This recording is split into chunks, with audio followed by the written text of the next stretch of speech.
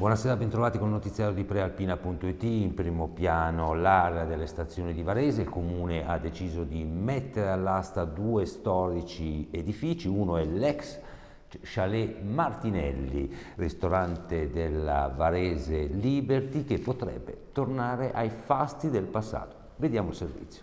Siamo in piazzale Trieste a Varese. Quello che vedete lì di fronte è un edificio storico della città, lo Chalet Martinelli. È un edificio realizzato circa un secolo fa. Le cartoline dell'epoca lo raffigurano come ristorante e bar al servizio dei viaggiatori della stazione, perché qua siamo appunto nell'area delle stazioni dove, come potete vedere, è in corso l'intervento di riqualificazione dell'area. Bene, lo Chalet Martinelli, che attualmente è in uso agli angeli urbani che si occupano di attività sociali, cambierà destinazione, probabilmente tornerà a quella che era l'originaria destinazione, cioè esercizio commerciale, probabilmente un bar, forse un ristorante. Il comune, infatti, che è proprietario di questo immobile, ha deciso di metterlo all'asta. Il prezzo base è 450.000 euro. Che fine faranno gli angeli urbani? Il trasloco sarà abbastanza breve, perché andranno a finire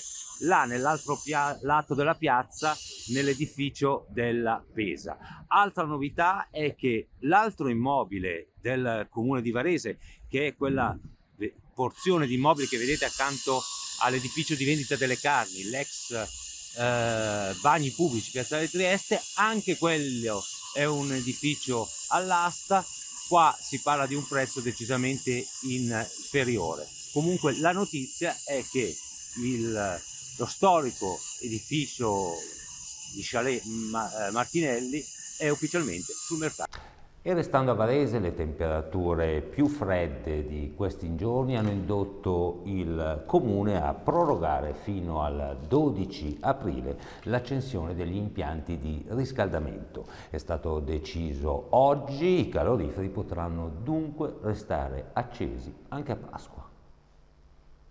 Ora spostiamoci a Saronno, dove c'è stato uno spettacolare incidente con un'auto che si è ribaltata. Vediamo il servizio con le immagini dell'agenzia Blitz.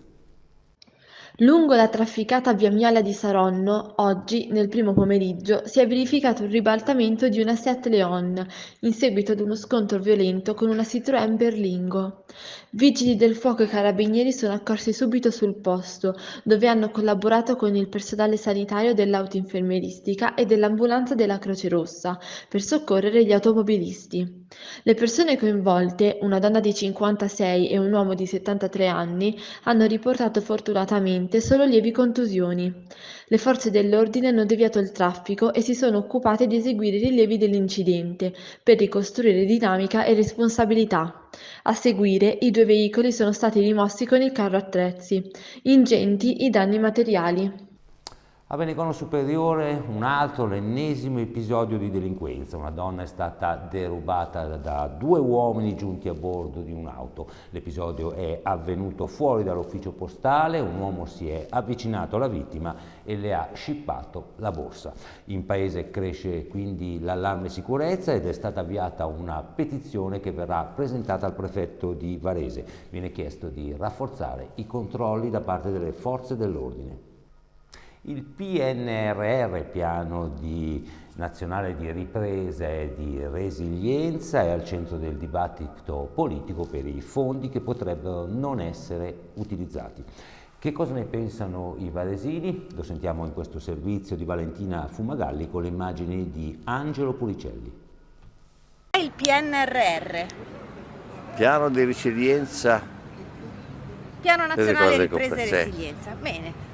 Lei per caso sa in cosa Varese ha investito? No, Bene. E in che cosa potrebbe investire? Secondo me di in cosa tante c'è bisogno? cose. Tipo? Tante cose. Rimettere a posto per esempio gli edifici pubblici, rimettere a posto le strade, rimettere a posto tutto quello che c'è da mettere a posto, per quello il comune che deve guardare diciamo così, le necessità della città. Cos'è il PNRR? PNRR è il piano europeo di salvataggio a seguito della pandemia, presumo, no? Giusto? Perfetto. Varese in che cosa ha investito? Per cosa sta utilizzando i fondi del PNRR? Allora, che sappia io, presumo per la ristrutturazione della zona delle stazioni, immagino. Visto no, ho sbagliato. Che cos'è il PNRR? È il piano di nazionale, resilienza e ripresa. Perfetto, Varese in cosa ha investito con i fondi europei? La caserma sicuramente sta facendo dei lavori, la nuova entrata in autostrada che ho visto che è slittata di un mese, quindi ci saranno ancora disagi, però purtroppo in 10 anni bisogna anche comunque cambiarla, e il nuovo palaghiaccio. Novità al Campo dei Fiori, da fine mese riaprirà il sentiero verso il Forte di Orino. Il servizio di Marco Croci. Da mesi la vetta del Campo dei Fiori a Varese e in particolare il Forte d'Orino sono raggiungibili soltanto nel weekend. Il motivo? Durante i giorni della settimana il sentiero 301, che parte dal piazzale dell'Osservatorio e arriva fino al Forte, è chiuso per consentire in sicurezza le operazioni di rimozione delle centinaia di alberi caduti durante la tempesta dell'ottobre di 2 anni fa. Ma ci sono 2 buone notizie. La prima è che, meteo permettendo, il cantiere dovrebbe concludersi entro la fine di questo mese. La seconda è che nel frattempo, nei giorni dei ponti di Pasqua del 25 aprile, il sentiero sarà comunque percorribile. Nello specifico, i lavori saranno interrotti e dunque l'accesso sarà libero dal 7 al 10 aprile e dal 22 al 25 aprile. Insomma, una delle classiche mete delle gite di primavera è salva. Ora a Gallarate per vedere quali disagi devono affrontare i disabili per accedere all'ospedale. Il servizio è di Annalisa Colombo. Andare a Sant'Antonio Abate per chi ha sulla carrozzina o per chi ha un passeggino non è proprio una cosa semplice, soprattutto se si deve raggiungere il padiglione Boito, già perché le poche indicazioni e la strumentazione dannata rappresentano un ostacolo. Per raggiungere il vecchio padiglione, ad esempio, l'ascensore si trova, come le indicazioni, a destra dopo il bar, ma non ci sono cartelli e, come già capitato, c'è chi, non vedendo l'antrone, prosegue la ricerca e si ritrova a prendere l'ascensore che parte dai sotterranei. Ma anche prendere l'ascensore che si trova appunto dopo il bar non è semplice. Ci sono 2 tastiere con indicazioni scritte con indelebile sulla parete che segnalano i malfunzionamenti ed alcuni tasti che ovviamente non funzionano. Il tutto senza contare che tra le auto, molte parcheggiate dove si dovrebbe, ed i percorsi accidentati, anche girare per il cortile dell'ospedale non è proprio una passeggiata. E sì che, come ammettono sia pazienti che alcuni dipendenti, basterebbe davvero poco per migliorare la situazione e rendere tutto molto più semplice.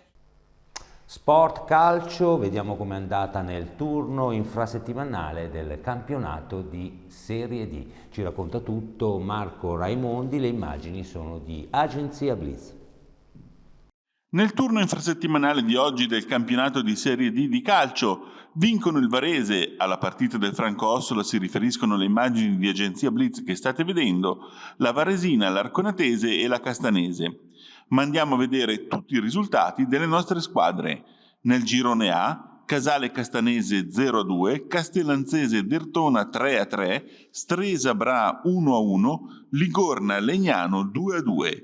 Nel girone B, Arconatese Lumezzane 2-1, Città di Varese Ponte San Pietro 2-0, Sona Caronnese 2-0, Varesina Seregno 5-2. Su prealpina.it potete trovare i cenni di cronaca e i marcatori di tutte le partite. Questa è l'ultima notizia, appuntamento col TG di domani alle ore 19.